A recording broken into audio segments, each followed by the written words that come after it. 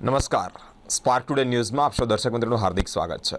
મિત્રો, વડોદરા શહેરમાં અત્યારે એક મહોત્સવની એક ઉત્સવની તૈયારી ખૂબ ધામધૂમપૂર્વક ચાલી રહી છે અને આપણને સૌને ખ્યાલ હશે કે એ ઉત્સવ એટલે 7મી જુલાઈ આ રવિવારે જ્યારે એક ભવ્યાતીત ભવ્ય માહોલની સાથે જ્યારે રથયાત્રા નીકળવાની હોય એ ભગવાન જગન્નાથજીની રથયાત્રા છે. દર વર્ષની જેમ આ વખતે પણ ખૂબ તડમાર તૈયારીઓ ચાલી રહી છે. તડામાર તૈયારીઓની વચ્ચે ભક્તો પણ એટલા આનંદમાં છે. સાથે જ મંદિર જે ગોત્રી સ્થિત આવ્યું છે ઇસ્કોન મંદિર, ત્યાં પણ અત્યારે તૈયારીઓ ચાલુ થઈ ગઈ છે. તૈયારીઓના ભાગ સ્વરૂપે જ પોલીસ બંદોબસ્તી સાથે ભક્તોની વ્યવસ્થા કેવી છે, કયા પ્રકારે તૈયારીઓ કરવાની છે, કેવી રીતે રથ નીકળશે, ભગવાન કેવી રીતે પાલખીમાં બિરાજમાન થશે, તે તમામ તૈયારીઓ અત્યારે ખૂબ જ જોશથી ચાલી રહી છે અને તે અંતર્ગત ભક્તોમાં પણ ખૂબ આનંદ જોવા મળી રહ્યો છે. મિત્રો, દર વર્ષની જેમ આ વર્ષે પણ જ્યારે રથયાત્રા નીકળવાની છે તે અંતર્ગત તમે સ્પાર્ક ટુડે ન્યૂઝના સ્ટુડિયો પર આ જ રથયાત્રાને લઈને ખૂબ જ મહત્ત્વની જાણકારી કે આ રથયાત્રાનું મહત્ત્વ શું છે, ક્યારથી કરવામાં આવે છે, કેવી રીતે કરવામાં આવે છે, તમામ બાબત અમે આપને માહિતી દર્શાવવા માટે અમે સ્પાર્ક ટુડે ન્યૂઝના સ્ટુડિયો પર અલગ અલગ રીતે મહાનુભાવોને ઉપસ્થિત કરતા હોય છે. અમારી સાથે જ ઇસ્કોન મંदिर थी धीराशंत दास जी जुड़े हुए हैं. महाराज जी, हरे रामा हरे कृष्ण. एक बहुत बड़ा उत्सव, जिस उत्सव की वेट हम पूरे बड़ौदावासी नहीं, पूरे गुजरात और पूरे इंडिया में हो रही है. महाराज, पहले बात की जाए तो जगन्नाथपुरी से ये महोत्सव, ये रथ निकलता है.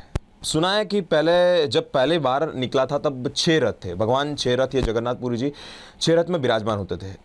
वहीं से यहाँ तक की सफ़र जो बड़ौदा में एक रथ निकाला जाता है, पूरा का पूरा महत्व पहले तो जगन्नाथपुरी का रथ का क्या है? स्पार्क टुडे न्यूज़ का बहुत बहुत धन्यवाद मुझे आमंत्रित करने के लिए. और दर्शकों से मैं माफ़ी चाहूँगा, मेरी भाषा हिंदी है, वैसे चैनल गुजराती है, लेकिन भाषा हमारी राष्ट्रभाषा है तो आप लोग समझेंगे इस बात को. इसके लिए मैं आपसे माफ़ी चाहूँगा, लेकिन जानकारी कोई महत्वपूर्ण हो तो उसको ग्रहण करना चाहिए. वीरेन जी, ये जो जगन्नाथ जी का प्राकट्य है वो बड़ा ही विशेष है. लाखों वर्ष पूर्व ये स्कंद पुराण की घटना है, क्योंकि हमें जो भी ये जानकारी मिलती है वो जानकारी हमें मिलती है शास्त्रों से. स्कंद पुराण में घटना आती है कि ब्रह्मा जी की 5वीं पीढ़ी में एक राजा थे, उनका नाम था राजा इंद्रदुम्न जी. उनके लिए भगवान जगन्नाथ जी प्रकट हुए थे. भगवान को जब कुछ कार्य करना होता है तो अपने भक्तों को निमित्त बनाते हैं.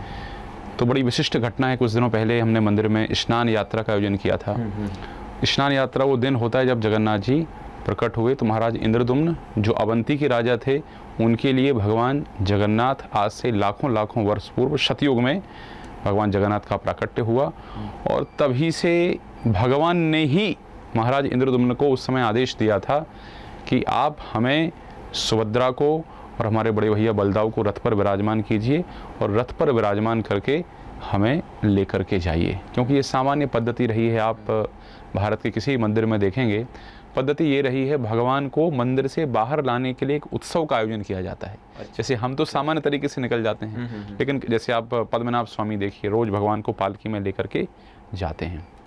रथ यात्रा में विशिष्ट ये है कि सारे मंदिरों में उत्सव विग्रह होते हैं. उत्सव विग्रह को ही रथ में लेकर के जाना, पालकी में लेकर के जाना, ये कार्य संपन्न होता है.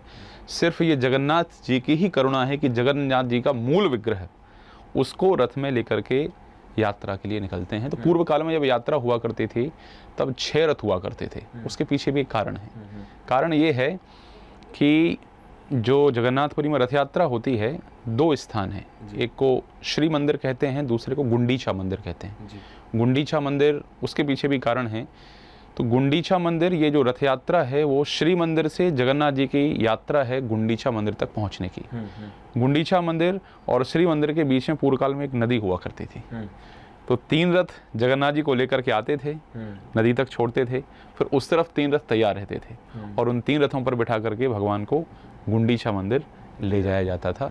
तो इस प्रकार से पूर्व काल में 6 रथ हुआ करते थे. बाद में फिर वो जो नदी है उसमें रेत इत्यादि डाल करके स्थान को साफ किया गया, ठीक कर दिया.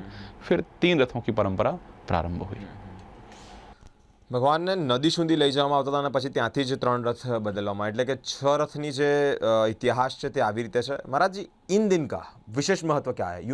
इन्हीं के दिन रथ यात्रा में भगवान शहर की नगरचर्या करते हैं, वो दिन का विशेष महत्व क्या है? हाँ, ये आदेश महाराज इंद्रदुम्न को स्वयं जगन्नाथ जी के द्वारा उनके प्राकट्य के समय दिया गया कि आषाढ़ महीना शुक्ल पक्ष और द्वितीया तिथि, उस दिन आपको हमें यात्रा में निकालना है, हमें रथ पर लेकर के जाना है. तो बस आप यूँ समझिए कि जो रथ यात्रा हो रही है वो कोई लोकाचार नहीं बल्कि स्वयं भगवान का आदेश है और भगवान स्वयं अपने आदेश से, अपनी इच्छा से रथ पर बैठ करके निकल रहे हैं। अब रथ यात्रा क्यों होती, वो भी एक कारण हो सकता है कि सही बात है, वही next क्यों question था क्यों क्यों रथ पर लेकर के जाते हैं। उसके भी दो कारण हैं। पहला कारण ये है, ये जगन्नाथ जी की करुणा है। रथ यात्रा पुरी में देखेंगे कि पुरी में ऐसे कुछ नियम है कि सिर्फ हिंदुओं का ही प्रवेश है और कोई दूसरे लोग प्रवेश नहीं कर सकते हैं जी। लेकिन जगन्नाथ तो जगत के नाथ हैं, तो भगवान की एक करुणा है कि कैसे सब लोग हमारा दर्शन कर सकें। इसलिए भगवान स्वयं रथ पर बैठते हैं और सारे लोगों को दर्शन प्रदान करते हैं। एक तो ये कारण है, तो भगवान का ही आदेश और भगवान की ही करुणा का, उनकी दया का विस्तार कि सारे लोग हमारा दर्शन कर सकें, इसलिए भगवान रथ पर बैठ करके निकलते हैं। दूसरा, जब भगवान का प्राकट्य हुआ तो महाराज इंद्रदुम्न की पत्नी का नाम गुंडीचा था। अच्छा। तो महाराज इंद्रदुम्न ने 3 वर मांगे भगवान से। पहला उन्होंने वर मांगा कि हमारे कोई संतान ना हो। ये अपने आप में किसी गृहस्थ के लिए बड़े त्याग की बात होती, बहुत बड़ी बात कि संतान नहीं हो हमारी। और कारण ये था कि संतान होगी फिर मंदिर में कोई झगड़े झमेले, भगवान को सेवा को लेकर के बाधा पड़ेगी, इसलिए अच्छा संतान ही ना हो। दूसरा उन्होंने वर मांगा कि प्रभु आप दिन भर खाते रहें, इसलिए जगन्नाथपुरी आप लोग जाएंगे, जगन्नाथ के भात को जगत पसारे हाथ। एक बड़ी विशिष्टता ये है, सारे उत्सव, जन्माष्टमी आ गई आपको फास्टिंग व्रत करना है, नवरात्र आई आपको व्रत करना है, लेकिन जगन्नाथ रथ यात्रा को व्रत नहीं करना है, फास्टिंग नहीं करनी, खूब प्रसाद खाओ, खूब भोजन करो, तो यहाँ पर कोई रोक नहीं है। नहीं, भगवान का प्रसाद। हाँ, तो जगन्नाथ जी को महाराज ने कहा, इंद्रदुम्न महाराज ने, कि आप दिन भर खाइए। और तीसरा कहा सिर्फ 3 घंटे सोना है आपको। इसलिए हम सारे मंदिरों में एक नियम है कि शाम को 7 बजे पट बंद होंगे, 9 बजे बंद होंगे, सुबह 4 बजे खुलेंगे। जगन्नाथपुरी में ऐसा कोई विशेष नियम नहीं है। कभी रात में 11, 12, 1 बजे तक खुला रहेगा, सुबह जल्दी उठ खुल जाएगा पट। तो ये भगवान की आज्ञा से ही वहाँ पर कार्य चलता है। तो जब ये वर मांगा महाराज इंद्रदुम्न ने, तो उनकी जो रानी गुंडीचा थी वो थोड़ी दुखी हो गई, क्योंकि माताओं का स्वभाव होता है संतान इत्यादि के प्रति बड़ी आसक्ति होती है उनकी। तो इसलिए भगवान ने कहा कि माता आप चिंतित मत होइए, मैं स्वयं आपके घर पर आऊँगा। तो इसलिए 10 दिन के लिए भगवान स्वयं जाते हैं। वो जो गुंडीचा का जो महल है, उसको गुंडीचा मंदिर कहते हैं, उस वेदी के ऊपर भगवान स्वयं विराजमान होते हैं। तो उस कथन को पूरा करने के लिए वो गुंडीचा देवी की जो बात कही थी कि आप हमारी मौसी के जैसी हो गई, तो अब हम आपके यहाँ पर, मौसीवाड़ा बोलते हैं उसको उड़िया में, तो हम वहाँ पर आएंगे और वहाँ पर रहेंगे। तो जो रथ यात्रा भी 2 रथ यात्रा होती है। एक रथ यात्रा होती है सीधी रथ यात्रा, दूसरी होती है उल्टी रथ यात्रा। तो सीधी रिवर्स भी लाना पड़ता है। तो भगवान जाएंगे, 10 दिन वहाँ पर रहेंगे और फिर वापसी रथ यात्रा होगी। तो ये 2 कारण हैं क्यों, भगवान का ही आदेश, भगवान की करुणा, और माता गुंडीचा को जो दिया गया वचन था, उस वचन के लिए भगवान जगन्नाथ जाते हैं और गुंडीचा मंदिर में 10 दिन वहाँ पर रुक करके फिर वापस आते हैं। મિત્રો, આ 3 વિશેષતા છે વરદાન માંગવામાં આવ્યું છે, અને વરદાનને લઈને જ એક કહેવાય કે બહુ જ મોટી બાબત, બહુ મોટી વિશેષતા, બહુ મોટા વરદાન. અને વરદાનની અંદર વાત કરી કે અલગ અલગ તહેવારોમાં અલગ અલગ વ્રતમાં તમારે ફાસ્ટ કરવો પડતો હશે, એટલે કે ઉપવાસ કરવો પડતો હશે, પરંતુ જ્યારે રથયાત્રાનો તહેવાર આવે, રથયાત્રાનો દિવસ આવે, એ દિવસે કંઈક અલગ જ માહોલ હોય છે. અને એ સમયે પ્રસાદ ગ્રહણ કરવા માટે જ્યાં ત્યાં નહીં, પરંતુ મંદિરોમાં જ એટલો બધો જમાવડો હોય છે ભક્તોનો કે ત્યાં પ્રસાદ તમે લઈ લઈને થાકી જાઓ. સેકન્ડ થિંગ, મંદિરમાં ટાઈમિંગ ડ્યુરેશનની વાત કરે કે ક્યારેક ભગવાન શયન આરતી દરમિયાન પછી ઊંઘતા હોય, પોડતા હોય, પરંતુ અહીંયા મોડી રાત સુધી મંદિરમાં દર્શન થઈ શકતા હોય છે. જગન્નાથપુરીની અંદર જે વાત કરી તે બહુ જ રોમાંચિક, એટલે કે બહુ જ જાણવા જેવી, જિજ્ઞાસુ વાત હતી. महाराष्ट्री, ये तो बात हुई जगन्नाथपुरी की, मंदिर की बात हुई न, नहीं इंडिया में लेकिन विश्व के कई देशों में बहुत बड़ा सेलिब्रेशन होता है. विच रीज़न बिहाइंड इट, उसका कारण क्या है? फॉरेन जो वेस्टर्न कंट्री है वो भी हमारी तरफ मुड़ी है, बड़ा सा रीज़न क्या है? रथ यात्रा का आयोजन आज विश्व में लगभग हर देश में होता है। हर देश में रथ यात्रा का आयोजन होता है, और इसके लिए मैं ये कहूँगा कि इसके लिए भगवान ने निमित्त बनाया भक्ति वेदांत स्वामी शिला प्रभुपाद को जी। 1966 में भक्ति वेदांत स्वामी जी ने इस्कॉन की स्थापना की। 1965 में वो अमेरिका गए थे, और ये बड़ी विशेष घटना थी। तो सैन फ्रांसिस्को में उन्होंने पहली रथ यात्रा का आयोजन किया, और आज केवल इस्कॉन के द्वारा ही 1000 से अधिक रथ यात्राओं का आयोजन होता है। 1000 से अधिक रथ यात्राओं का पूरे विश्व में भव्य रथ यात्राओं का आयोजन। कुछ दिनों पहले ही न्यूयॉर्क शहर में रथ यात्रा हुई। उसकी बड़ी रोचक घटना है। श्रील प्रभुपाद जी की शिष्या थी तो वो एक डिपार्टमेंटल स्टोर में गई। तो डिपार्टमेंटल स्टोर में उन्होंने कुछ गुड्डे गुड्डी देखे ऐसे छोटे छोटे, तो गुड्डे गुड्डी को लेकर के वो आ गई, 2 गुड्डे, एक गुड्डा एक गुड्डी, उसको लेकर के आ गई। तो जैसे ही स्वामी जी ने देखा, प्रभुपाद जी महाराज ने, तो उन्होंने उनको प्रणाम किया। तो उनकी जो शिष्या थी वो आश्चर्य से भर गई, भाई ऐसा क्यों, ये स्वामी जी ये गुड्डे गुड्डी को प्रणाम क्यों कर रहे हैं? तो स्वामी जी बोले, वापस जाओ, वहाँ पर एक और होगा इसका जोड़ीदार, उसको भी लेकर के आओ। तो जब गए वहाँ पर लेने के लिए, वो वहाँ जो है वो उनकी शिष्या वो एक और लेकर के आई, फिर उन्होंने उसको रखा और समझाया कि ये जगन्नाथ बलदेव सुभद्रा हैं। तो इस तरीके से पहली बार ये घटना घटी प्रभुपाद जी के जीवन में कि उन्होंने देखा कि ये 3 गुड्डे गुड्डी, मतलब जो जगन्नाथ बलदेव सुभद्रा का छोटा वाला जो प्रतिमा है वो आया उनके पास। तो प्रभुपाद जी को ऐसे लगा, भगवान ने प्रेरणा दी कि जगन्नाथ जी आना चाहते हैं, क्योंकि यहाँ से लाखों किलोमीटर दूर अमेरिका की धरती पर, वहाँ आपको यदि इस तरीके से आज से 70 वर्ष पूर्व, 50-60 वर्ष पूर्व यदि ऐसा हो जाए, तो ये संकेत ही है कि भगवान आना चाहते हैं आपके पास। तो प्रभुपाद जी के शिष्य थे, उनको उन्होंने कहा कि आप इस तरीके के बड़े लकड़ी के विग्रह बना सकते हैं, वो कारपेंटर थे। तो फिर उन्होंने भगवान के बड़े विग्रह का निर्माण प्रारंभ किया, और वो पहला दिन था जब जगन्नाथ बलदेव सुभद्रा इस्कॉन में भारत की धरती से बाहर उनकी सेवा पूजा आरंभ हुई। अब फिर रथ यात्रा कैसे आरंभ हो गई इस्कॉन के अंदर? एक दिन की घटना है, भगवान सामान्य रूप से उन्होंने बताया कि भगवान गर्भगृह में ही बैठते हैं, और गर्भगृह से उनको बाहर लाना है तो उत्सव करना पड़ेगा आपको, और जो दूसरे विग्रह हैं वो तो आएंगे नहीं बाहर, बल्कि जगन्नाथ बलदेव सुभद्रा आते हैं। तो एक दिन शिष्य लोग वो जो बड़े बड़े विग्रह थे उनको लेकर के गार्डन में पहुंच गए, और उनको लेकर के कीर्तन कर रहे थे, चारों तरफ घूम रहे थे। तो प्रभुपाद जी महाराज उनको बोला कि ऐसे नहीं करना है, आपको यदि बाहर निकालना है जगन्नाथ जी को तो उत्सव करना पड़ेगा। तो वहाँ से प्रेरणा मिली फिर कि शायद जगन्नाथ जी ये कह रहे हैं कि हमारी रथ यात्रा का आयोजन किया जाए। सैन फ्रांसिस्को शहर में पहली बार इस्कॉन के द्वारा आज से लगभग 1967-68 के दौरान रथ यात्रा का आयोजन किया गया, और वहाँ से शुरू हुआ। और आज वर्तमान में मैंने सुना है कि सैन फ्रांसिस्को शहर में पब्लिक हॉलीडे होता है, जिस दिन रथ यात्रा होती है वहाँ के मेयर पब्लिक हॉलीडे घोषित करते हैं, और तब से हजारों की संख्या में रथ यात्रा का आयोजन इस्कॉन के द्वारा किया जा रहा है। तो ये बड़ी एक इस्कॉन के अंदर जो है घटना बड़ी विशिष्ट रही जगन्नाथ जी के आने की। બહુ જ મોટી વાત છે। ભારત દેશ સનાતન ધર્મ અને હિન્દુ ધર્મની અંદર જ્યારે ભગવાન કૃષ્ણ ભગવાન પરમાત્મા સ્વરૂપે જ્યારે આવી રીતે એક બહુ જ મોટો ઉત્સવ મનાવવામાં આવતો, અને એમાં પણ વેસ્ટર્ન કન્ટ્રીની વાત કરીએ તો અમેરિકાના સેન ફ્રાન્સિસ્કો શહેરમાં આટલી મોટી માત્રામાં ભક્તો જોડાતા હોય, અને ત્યાં પ્રથમ વખત જ્યારે આવી રીતે રથયાત્રા કાઢવામાં આવી તો ત્યાંના મેયર એટલે કે ત્યાંનું જે ગવર્મેન્ટ છે એ લોકોએ પણ એક વિશેષ હોલિડે મનાવવામાં આવ્યો। મિત્રો, આની પાછળ જે વાત કરે છે કે સનાતન હિન્દુ ધર્મની આસ્થા શ્રદ્ધા એ ન કેવળ ભારતમાં પરંતુ અલગ અલગ દેશોમાં પણ જોવા મળી રહી છે। ભગવાનનું પોતાનું એક અલગ ઐશ્વર્ય છે, ભગવાનનું એક પોતાનું અલગ સામર્થ્ય છે, અને સામર્થ્ય પોતાના વિશ્વ ગુરુ કહેવાય કે ધારે એક ગુજરાતીમાં કહેવત છે કે એની મરજી વગર પાંદડું નથી હલતું। મિત્રો, ન કેવળ ભારત, વિશ્વના તમામ ખૂણામાં આ એક વિશેષ દિવસ મનાવવામાં આવે છે। પહેલી વાર ફરી એકવાર જ્યારે રથયાત્રા નીકળી ત્યારે એ અમેરિકાના સેન ફ્રાન્સિસ્કોમાં નીકળી, અને ત્યાં હવે અત્યારે હોલિડે એટલે પબ્લિક હોલિડે મનાવવામાં આવે છે, એટલે ત્યાં ગવર્મેન્ટ દ્વારા જ પબ્લિક હોલિડે આપવામાં આવે છે।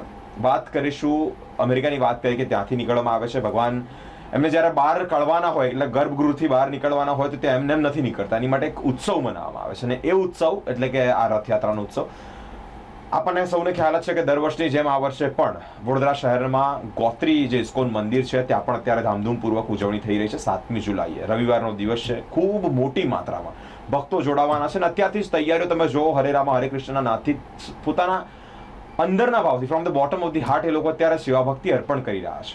ઘણા બધા એવા વ્યક્તિઓ ત્યાં આવી રહ્યા છે। અમે તો પહેલા પણ વિઝિટ કરી હતી ને અત્યારે પણ હવે જવાના છે, સાંજે પણ જવાના છે।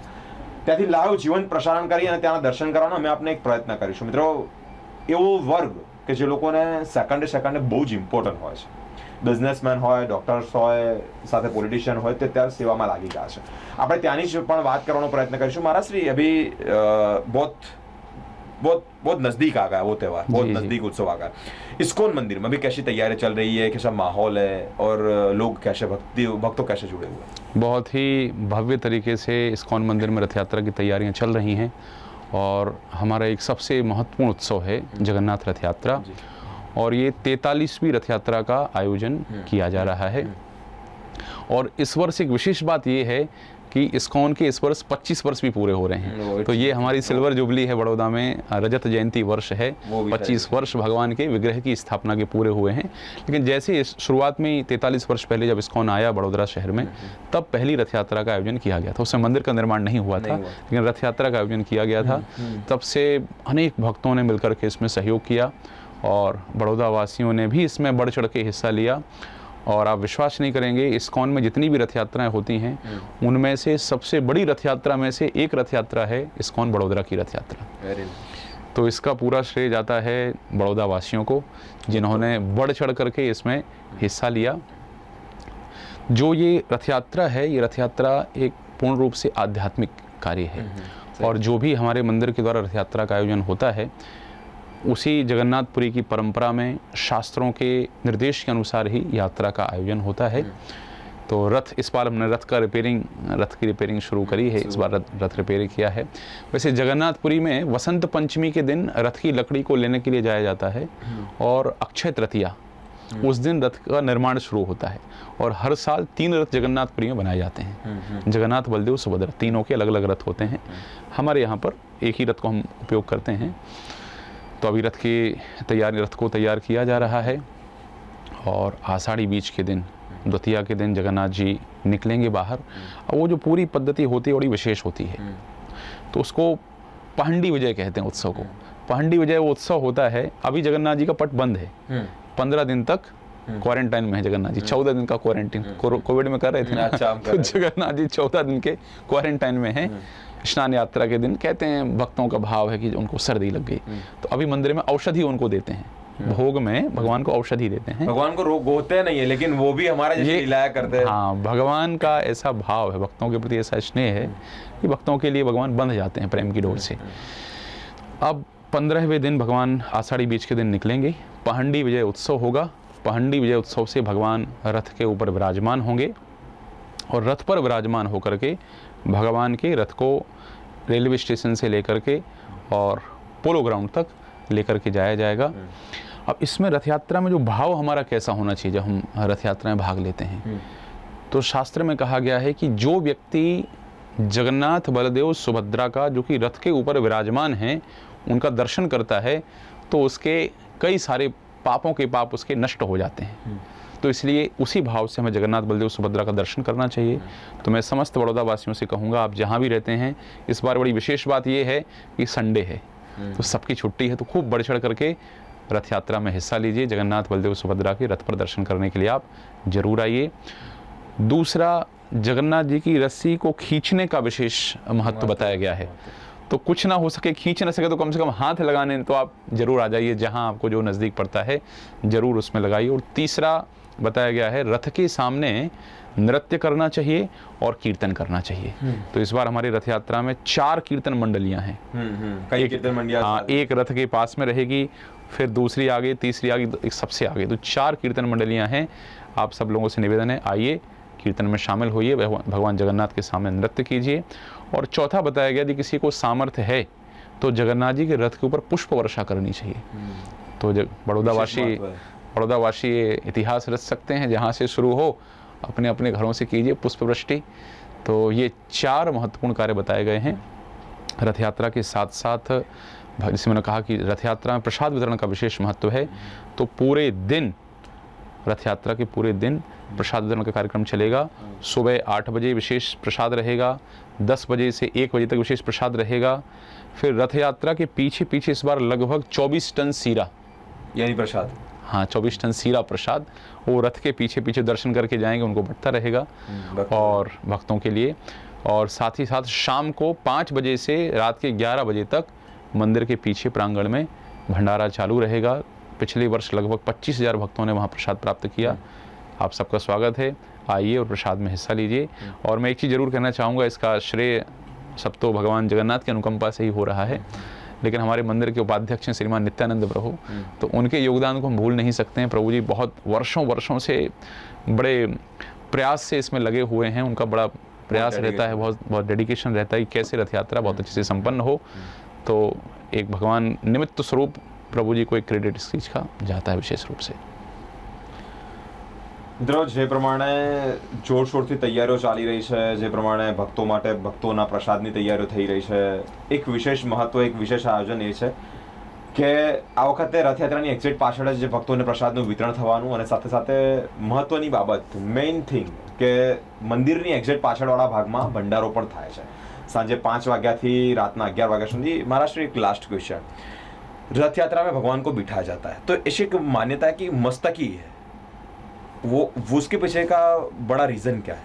ये मस्तकी रखने का, पूरा भगवान की मूर्ति बिठाई जानी चाहिए लेकिन मस्तकी बिठाया जाता है, वो रीज़न क्या है? वो मस्तक अर्थात यानी ये जो रखा हुआ है भगवान जगन्नाथ जी बलराम, यानी ऊपर का भाग ही है। हाँ, अच्छा, ओके। हाँ, बहुत महत्वपूर्ण प्रश्न बीरेन जी आपने पूछा है। भगवान जगन्नाथ के रूप को लेकर के मैं 2 बात बताना चाहूँगा। एक तो किस भाव से रथ खींचे, और दूसरा जगन्नाथ जी का स्वरूप कैसा है। ये प्रश्न आपने बहुत अच्छा पूछ लिया। कई लोगों को लगता है कि जगन्नाथ जी का जो रूप है वो आधा रूप है, ऐसा बिल्कुल नहीं है। ये जगन्नाथ जी का पूर्ण रूप है, क्योंकि जब जगन्नाथ जी प्रकट हुए महाराज इंद्रदुम्न के लिए, उस समय एक लकड़ी समुद्र से प्राप्त हुई थी। तो अब इस लकड़ी से कैसे भगवान का, दारू ब्रह्म से कैसे भगवान का निर्माण किया जाए, तो कोई भी कारपेंटर, कोई बढ़ई उस पर काम नहीं कर पा रहा था। हथौड़ी काम नहीं, छेनी काम, हथौड़ी काम नहीं करती थी उस पर। फिर एक बूढ़ा कारपेंटर आया, बूढ़ा बढ़ई आया, उसने कहा महाराज इंद्रदुम्न से हम निर्माण करेंगे, हमारी शर्त ये है कि हमें कोई डिस्टर्ब नहीं करेगा। इतने 15 दिन या 1 महीने का उसने समय मांगा था कि उतने दिन हम कार्य करते रहेंगे। अब ठक ठक ठक ठक ठक ठक आवाज़ तो आ रही थी, लेकिन 15 दिन के बाद क्या हुआ, आवाज़ आना बंद हो गई। तो स्वाभाविक, कोई बूढ़ा व्यक्ति है, काम कर रहा कमरे के अंदर, तो किसी व्यक्ति को ऐसा लगता है कुछ दुर्घटना तो नहीं घट गई। तो गुंडीचा रानी बार बार जोर दे रही थी, देखिए खोल के देखिए, कुछ अपशकुन तो नहीं हो गया, कुछ बुरा तो नहीं हो गया। और जैसे उन्होंने खोल करके देखा, तो जो आज हम जगन्नाथ जी के स्वरूप का दर्शन करते हैं, वो स्वरूप सामने दिखाई दिया। तो जो आपका प्रश्न है, यही विचार महाराज इंद्रदुम्न के मन में आया कि प्रभु ये रूप कैसा है, आपका हाथ नहीं दिखाई दे रहे हैं, पैर नहीं दिखाई दे रहे हैं, ये क्या स्वरूप है। तो उन्होंने कहा हमसे गलती हो गई, हम प्राण त्याग देंगे, अब हम जो है जीवन नहीं रखेंगे, हमारे चलते भगवान के पूरे विग्रह का निर्माण नहीं हुआ। उसी समय एक विशेष आकाशवाणी हुई और उसने कहा महाराज इंद्रदुम्न, ये जो भगवान का रूप है, ये आधा रूप नहीं है, ये संपूर्ण रूप है। तो हम जिस जगन्नाथ जी के विग्रह का दर्शन करते हैं, रूप आधा नहीं है, पूर्ण रूप है। प्रश्न ये उठता है कि हमारे ठाकुर जी के तो पैर भी दिखाई देते हैं, हाथ भी दिखाई देते हैं, बांसुरी भी दिखती है, जगन्नाथ जी के ना पैर दिख रहे हैं ना हाथ दिख रहे हैं, ये कैसे हो गया। इसकी घटना आती है, ये द्वारिका की घटना है। घटना ये है, भगवान जब वृंदावन में थे, तो वृंदावन में जो भगवान का गोपियों से स्नेह है, ये प्रेम की सर्वश्रेष्ठ अवस्था है। इसको शरीर के स्तर पर नहीं मानना चाहिए। संसार के सामान्य लड़के लड़की के स्नेह के जैसा, प्रेम के जैसा भगवान और गोपियों के स्नेह को नहीं मानना चाहिए। पूर्णतः आध्यात्मिक स्तर पर है, दिव्य स्तर पर है। जब भगवान द्वारिका पहुँचे वृंदावन से, तो उस समय भगवान रहते तो द्वारिका में थे, उनका मन फिर भी वृंदावन में रहता था। उनके मन में गोपियों के प्रति बड़ा स्नेह रहता था, और कभी सपने में भी बड़ा राधे राधे राधे इत्यादि करते थे, अपनी सखियों के नाम लिया करते थे। तो भगवान की जो रानियां थीं, पटरानियां थीं, रुक्मणी इत्यादि इत्यादि, उनको हमेशा ही लगा रहता था कि हम भगवान की इतनी सेवा करते हैं, ठाकुर कृष्ण की, द्वारकाधीश की, पता नहीं इनके मन में क्या बसा हुआ है कि इनको हमेशा याद वृंदावन की आती है, क्या कारण है। तो ये उनके मन में हमेशा जिज्ञासा रहती थी। और जब भगवान वृंदावन में थे, उस समय मैया देवकी तो कैद खाने में, जेल में थी, लेकिन बलदाव की जो मैया हैं, रोहिणी माता, वो वहाँ पर थी। तो एक दिन सारी रानियों ने निवेदन किया कि माता इसका हमें कारण बताइए, और आप हमें सुनाइए वृंदावन की महिमा, कि कितना लगाव, इतना लगाव जो कृष्ण को है, क्या बात है आखिर वहाँ पर। तो माता रोहिणी ने कहा कि मैं सुनाऊंगी, लेकिन ध्यान रखना कि कृष्ण और बलराम इस कथा को न सुन पाए, अन्यथा वृंदावन का जो विरह है, वो विरह उनका प्रकट हो जाएगा, फिर उनको संभालना मुश्किल हो जाएगा, नहीं मैनेज कर पाएंगे। तो इसलिए रोहिणी माता ने सभी को बिठाया, सारी रानियों को बिठाया। अब उन्होंने कहा कि सिक्योरिटी के लिए गेट पर किसी को खड़ा करना पड़ेगा। तो चूंकि माताएं बैठी थी, पुरुष सिक्योरिटी तो होगा नहीं, तो कौन बनी सिक्योरिटी। तो सुभद्रा जी को, ननद को तैयार कर लिया सारी रानियों ने मिलकर के, ठीक है। तो सुभद्रा तैयार हो गई, तो सुभद्रा जी को गेट पर लगाया गया, और जगन्नाथ जी की जो माता रोहिणी हैं, वो वृंदावन की कथा भगवान की समस्त रानियों को द्वारिकापुरी में सुना रही हैं। भगवान अपने सुधर्मा सभा में थे, बलदेव जी भी वहाँ पर थे। जैसे यहाँ कथा प्रारंभ हुई माता रोहिणी के द्वारा, वैसे बलदेव और कृष्ण दोनों वहाँ से आ गए जहाँ पर कथा चल रही थी। अब कथा में सारी रानियाँ तो डूब ही गई, सुभद्रा भी डूब गई, वो भूल गई मैं सिक्योरिटी हूँ, वो ये भूल गई, और वहाँ पर कृष्ण और बलदेव दोनों आ गए। और जब कृष्ण और बलदेव ने दोनों ने उस द्वारिका में वृंदावन की कथा के विषय में सुना, गोपियों के विषय में सुना, गोपियों की प्रेम के विषय में, उनके विरह के विषय में सुना, उनकी महिमा के विषय में सुना, तो इसको आध्यात्मिकता में, भक्ति मार्ग में महाभाव की अवस्था कहा जाता है। तो जगन्नाथ जी का जो विग्रह है ये कृष्ण की गोपियों के विरह में महाभाव की अवस्था है। महाभाव की अवस्था को भक्ति मार्ग में सबसे श्रेष्ठ अवस्था माना जाता है। तो भगवान भक्त के रूप में महाभाव की अवस्था यहाँ पर दिखा रहे हैं। महाभाव की अवस्था में क्या हुआ, आंखें उनकी बड़ी बड़ी हो गई और हाथ जो है वो अंदर की तरफ आ गए, पैर जो है अंदर की तरफ आ गए। ऐसे होता है महाभाव की अवस्था में। तो इसलिए आप देखेंगे आपको हाथ ऐसे दिखाई नहीं देते हैं, पैर आपको दिखाई नहीं देते हैं। तो ये ऐसा विचार नहीं है कि ये विग्रह अधूरा है, ये विग्रह पूर्ण है, लेकिन ये विग्रह है कृष्ण का गोपियों के विरह में, वृंदावन की याद में जो महाभाव का प्रकाश है, वो विग्रह है भगवान जगन्नाथ, बलदेव और सुभद्रा का विग्रह। बड़ा ही विशेष विग्रह है ये भगवान के विग्रह के पीछे की महिमा है शास्त्रों के अनुसार। ये बहुत बड़ी बात। આપણે ઘણા સમયથી જે એક માહિતી માટે, એક જાણવાની જિજ્ઞાસા માટે એક ઉત્સુકતા હતી અને એનો જવાબ આપણને મળી ગયો કે જે પ્રેમની એક એક એક ચરમસીમા કહેવાય અને એ ચરમસીમાનું આ નિશાની છે, એક સાઇન કહેવાય। મહારાષ્ટ્રીએ કહ્યું તે પ્રમાણે કે આ વખતે રવિવાર છે, જે દિવસે રથયાત્રા નીકળવાની છે। વડોદરા શહેરની હરેક એક ગલીમાં ખૂબ ધામધૂમપૂર્વક અત્યારે તૈયારીઓ પણ ચાલી રહી છે। મહાપ્રસાદીનું તેઓએ મહત્વ કીધું કે આ દિવસે ઉપવાસ કેમ નથી હોતો, આ દિવસે કેમ ફાસ્ટ નથી કરવામાં આવતો, કે લોકો પ્રસાદ જ જમજમ કરે છે। તો ભગવાનને પોતે આ એક બહુ જ ગમતું અને એનું મુખ્ય કારણ છે। સાથે અલગ અલગ રીતે ભંડારાની પણ આયોજન કરવામાં આવ્યું છે। ગોત્રી સ્થિત ઇસ્કોન મંદિર છે, ત્યાંથી પાછળનો ભાગ જ્યાં ભક્તો પ્રસાદ લઈ શકશે તેવી પણ વ્યवस्था કરવામાં આવી છે। મારા से एक लास्ट क्वेश्चन, इन दिन के बारे में भक्तों को क्या कहना चाहोगे कि अभी भक्ति किस स्वरूप में एकदम जोर शोर से हो रही है? भक्ति जोर शोर से बढ़ रही है। हाँ, बढ़ रही है। भक्ति बढ़ना ही चाहिए। इसको लोभ कहा जाता है, लौल्यम इसको कहा जाता है। भौतिक जीवन में हम देखें, मटेरियल में यदि हमें आगे बढ़ना है तो हमारे अंदर लोभ होना चाहिए। यदि आपको लोभ नहीं है कि हमें एग्जीक्यूटिव से मतलब एरिया मैनेजर बनना है, फिर हमें HR बनना है, जोनल में जाना है, हमें नेशनल मैनेजर बनना है, तो आप कैसे आगे बढ़ेंगे? सही बात। तो जैसे मटेरियल लाइफ में आगे बढ़ने के लिए, प्रोफेशनल लाइफ में आगे बढ़ने के लिए हमारे अंदर लोभ होना चाहिए, ऐसे ही भक्ति में आगे बढ़ने के लिए भी हमारे अंदर लोभ होना चाहिए। और ये जो सारे उत्सव हैं, ये उत्सव हमारे लोभ की भावना को बढ़ाते हैं। उसको लौल्यम कहते हैं, अर्थात कैसे हम भगवान की सेवा और कर सकें, कैसे हम भगवान का भजन और कर सकें, कैसे भगवान से और अच्छे तरीके से युक्त हो सकें, ये लोभ होना बहुत आवश्यक है। तो आपने कहा ये जो दिन है, ये दिन इस लोभ को बढ़ाने के हैं।